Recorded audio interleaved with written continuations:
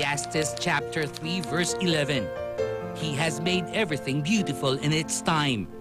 This is the Bible verse posted by Heart Evangelista on her Instagram account a few days ago. At tila nga umaayon ang panahon sa buhay at pag-ibig ng Philippine TV sweetheart. Noong nakaraang birthday celebration ni Heart dito sa Star Talk, may pahiwatig na ang magkasintahang Heart at Senator Cheese Escudero sa napipinto nilang pag-iisang dibdib.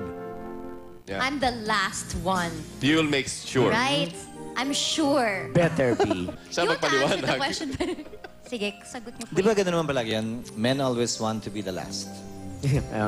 And women also want to be the last. Sana lahat ng pangarap, mithiin at ambisyon niya sa buhay, marating niya. At sana maging masaya.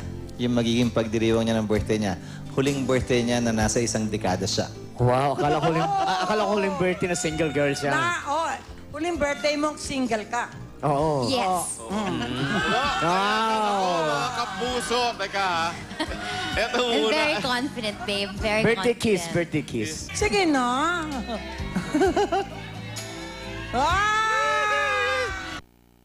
May 10, 2012, nang unang makipag-date si Heart kay Joseph Francis Escudero. It was Senator Miriam Defensor Santiago who played Cupid and successfully matched the 29-year-old actress with the senator. I approached Cheese if he was interested in making the acquaintance of Hart, and I warned Hart that he would call, so they went out on their first date. Cheese and Heart officially became a couple on the eve of July 31, 2012. Sa loob ng 2 taon, maraming pagsubok ang kanilang pinagdaanan, ngunit hindi natinag ang kanilang pagmamahalan.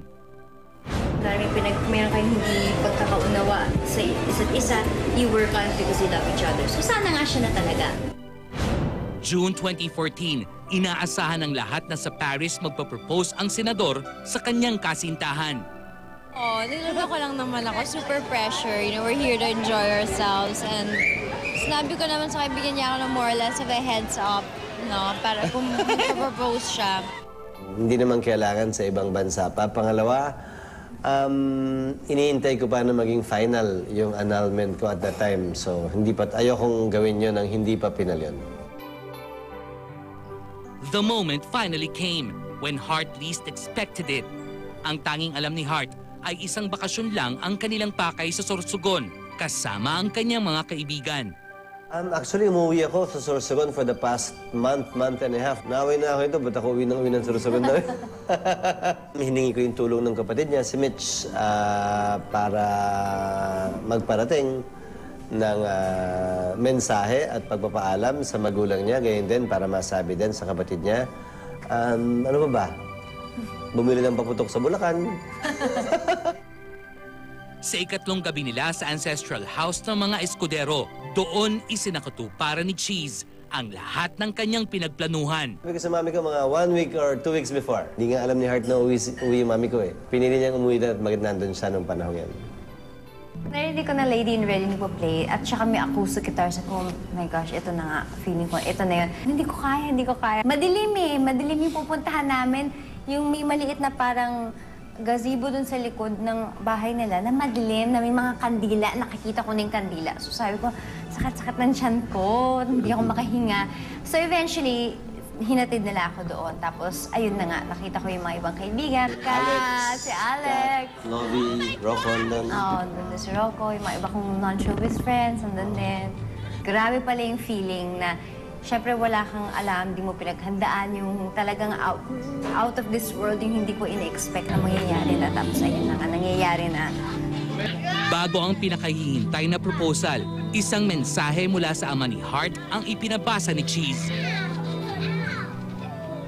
Na-touch ako kasi, again, parang bilang anak, ako lang naman talaga makakaintindi kung anong klaseng relasyon ang meron kami na para sa kanya at para sa akin, importante lang na binigay niya sa amin yung blessing na okay lang kami magpakasal at masaya siya para sa amin. So, nung nakita ko yung text na yun, talagang overwhelmed talaga ako. Lalong naging emosyonal si Heart nang bumuhod na si Cheese. Talagang tatananta ako eh. Hindi ko nga alam na lumuhod tuhod siya eh. Ang alam ko lang is, nung sinusuot niya na yung singsing, nagkamali siya ng lagay ng singsing. Kaya sinasabi, hindi dyan, sa kabila. Niloloko nga sa kanya na pangalawang beses na nga nagkamali pa. Heirloom piece and heart-shaped diamond engagement ring na galing sa ina ni Cheese na si Mrs. LV Escudero. Meant to be talaga siya sa akin. Sa pagbabalik ng Star Talk, ang detalye ng pinakaaabangang kasal ni na Senator Cheese Escudero at Heart Evangelista. At ang kwento ni Heart sa muli nilang pagkikita ng kanyang butihing ina. Nagkausap kami. We all learned our lesson, I guess.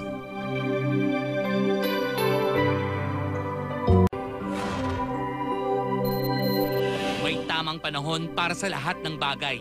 Yan ang pinatunayan ng pag-ibigan ni na Senator Cheese Escudero at Heart Evangelista.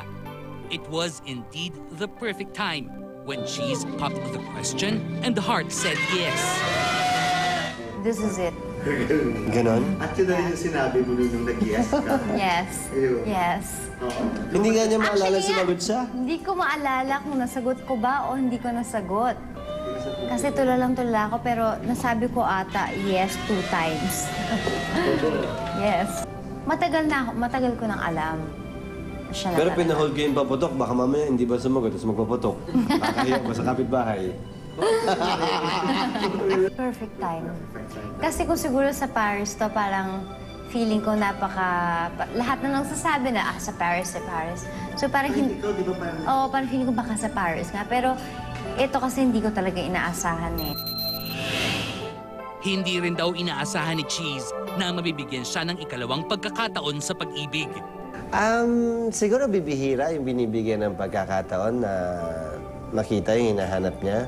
At pagkatapos siguro ng akala mo, nakita mo, hindi pala, na mabibigyan ka pa ng pangalawang pagkakataon na makita yun. Konti lang siguro yung maswerteng magkaroon ng ganun sa isang buhay. Ayon naman kay Heart, tama ang desisyon niyang ipaglaban ang kanilang pagmamahalan. Nung naramdaman ko na ito na talaga yun, ginawa ko lang kung anong feeling ko ang tama nung mga panahon na yun. And para ito na yung kinalabasan and maganda naman yung mga nangyari, I don't think there's anything else that will shake the two of us. Tila ang dating mga balakid ay unti-unti nang naitutuwid. Malaking bagay raw para kay Cheese ang basbas ng ama ni Heart. Pero importante, binigay nila yung basbas nila. Ang importante, okay sila ni Heart.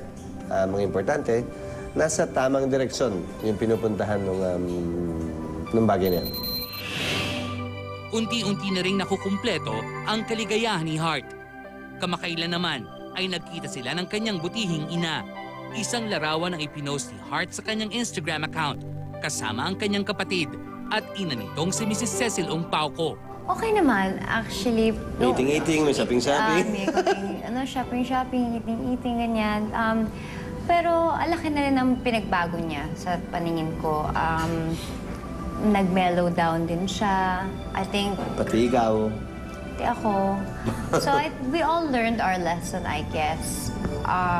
Pero na-appreciate ko din ang... Siyempre, nanay siya. Siyempre, kung ano man yun sa pag-iisip natin, your parents are still your parents. Niloko niya ako na, kailan bang kasal niya? Tapos sabi ko, hindi ko alam, baka Feb, ganyan. Sabi niya, bilis naman. Sabi na-stress siya, natawa siya. Pero it was very light. So, malaki ng changes. So, natutuwa din ako sa outcome niya. And you know, a day at a time. Ang ama ba niyang si Mr. Ray Ong Pauco ang maghahatid sa kanya sa altar? Yes, sana talaga. Sana talaga. Pero, like what my dad said, hirap din talaga siya na makita ako, parang letting go of me. Ang sa akin, basta nakakausap ko na siya. Hindi katulad dati yung nangungulila ako, na namimiss ko siya.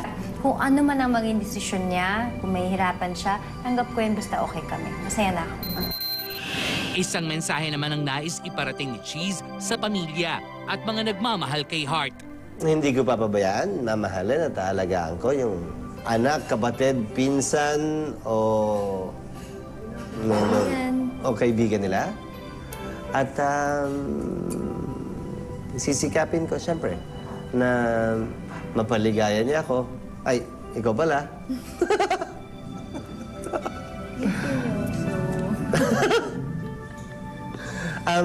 Basically, the long and short of it, hindi ko papabayaan. Si Hart, ano man ang mangyari. Totoo nga bang sa mismong kaarawan ni Hart sa February 14, ang petsa ng kanilang kasal? Hindi, biro ko lang yon na isang okasyon na lang yung birthday, yung anniversary at yung Valentine's para isa na lang regalo. At saka para imposibleng makalimutan yung anniversary. Wala pang usapan na pinal. Definitely within the week malalaman natin yung exact date. Ganon? Oo, within the week. Kasi kailangan pag-usapan, no? Kailangan namin pag-usapan. Yes, darling.